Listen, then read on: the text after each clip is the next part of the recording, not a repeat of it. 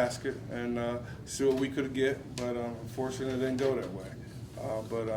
You know, again, like I said, man, it was a great game. We played a great team, and unfortunately someone has to lose. How's your ankle? Sorry, I guess. Coach, with him out kind of there at the end of the game, how does that kind of affect what you guys wanted to do? Right. Well, it's huge for us because he protects the rim, and they did a good job of getting in the paint. And what we wanted to do in the second half was make sure we kept them on the free throw line. They shot a high percentage from the free throw line, and so we didn't want to foul.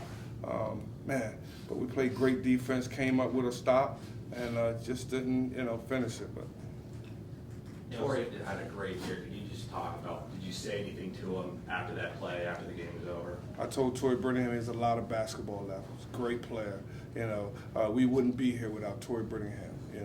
I knew he's hurting right now, and like I said to Torrey, he'll have a chance to redeem himself on the next level. Just keep working hard. Great young man, great player. He's gonna make some university happy. Coach, you get 2 fouls on their primary player, number 3, in the first minute and change in the game. Right. He sits on the bench for the entire first half, but you guys really weren't able to separate while he was on the bench.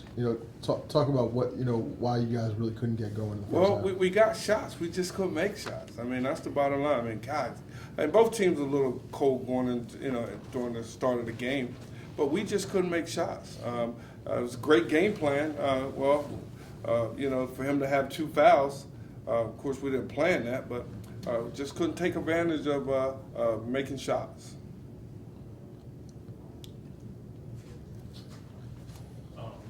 Torrey, obviously you played on this team as a sophomore, came back through your senior year. This is where you wanted to get to. I guess just what has the season been like, and what obviously you didn't win today, but you guys still accomplished a lot. You brought winning basketball back to Decatur. What does that feel like? I guess being a part of that. It's a good feeling. Wish we had won. Wish it didn't get ripped at the end, but I guess it's a good feeling for the town. For you guys and the younger players, you guys are going to be back next year. You guys have a good young team. Keep on. You can take this one. What kind of motivation does this give you for next year? Just work hard, be in the gym 24/7. Coach, I don't know if this was asked, but the last play of the game, timeout is called. They sit back in a zone, which was a little strange. They had a foul to give.